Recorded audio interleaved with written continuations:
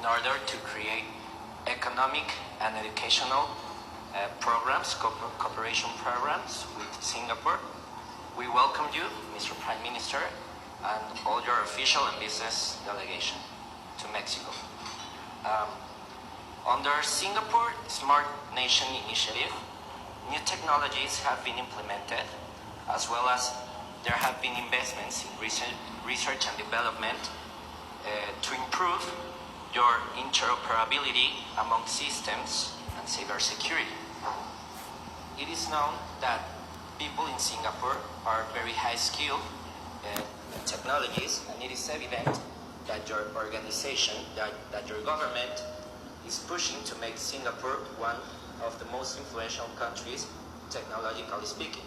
So the question is, what role does your universities have to improve this technological development in your country, or is your country relying on your entrepreneurs to drive this innovation, technologically speaking?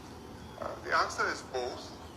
We think technology is very important to us for economic development because we have reached, or we are reaching the limits of what we can do just based on number of persons in our workforce.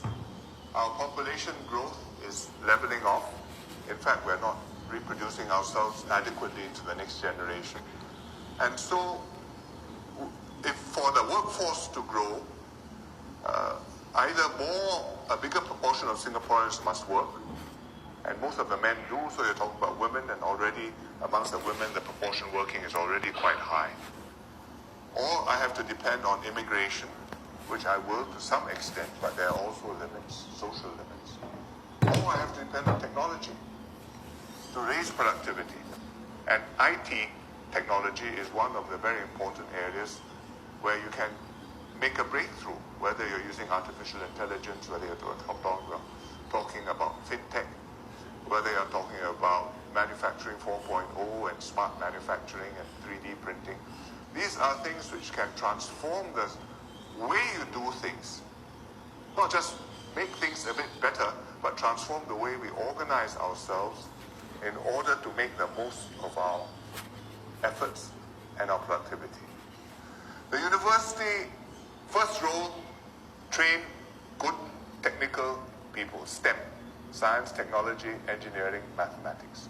They must be competent, they must master their skills, they must be good at what they are doing, and we must produce enough of them. And that means you must get good students who come in and do these courses and come out and continue to pursue these careers and work in engineering and tech jobs and see that the future is there.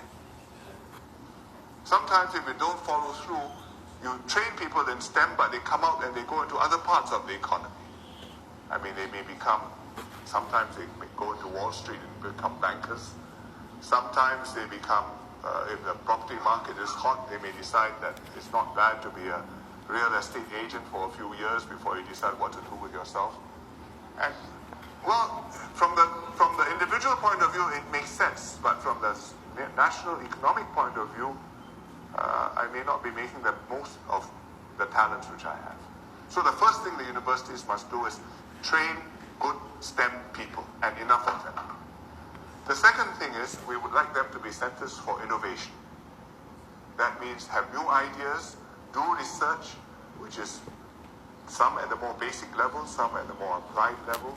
Research which will help us to come up with new ideas which will have downstream practical economic implications. And it will support companies which are operating in Singapore. For example, if you have set up an electronics firm in Singapore, they are doing semiconductors, you want to have research institutes which know about semiconductor science and physics. If you are talking about hard disks, you know about magnetic materials.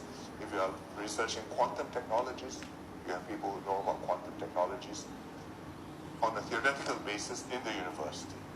And so that's another part of it. The third part of it, of course, is entrepreneurship, which is if a university professor has a brilliant idea, then we don't mind if he decides that he's going to start a company and try to make a success of that idea. And he starts up a firm, he produces a product, and then if he makes it big, he generates a unicorn. Even if he doesn't, I think it's part of the ecosystem of innovation and entrepreneurship, which is important if you're talking about an economy which is moving into the tech age. But the universities don't only do this alone. We also look for entrepreneurship from other sources, our own people who graduate and go into these fields, or people from the region or from elsewhere who decide that Singapore is a good place to come in order to set up a tech startup and to do business. And we have companies in Singapore which originated in the region, in Malaysia or in Indonesia, and they've decided they want to be based in Singapore. And they have presence in many countries, but they've made Singapore their main center. And I think that is an important part of our tech effort as well. If I may, let me complement the question.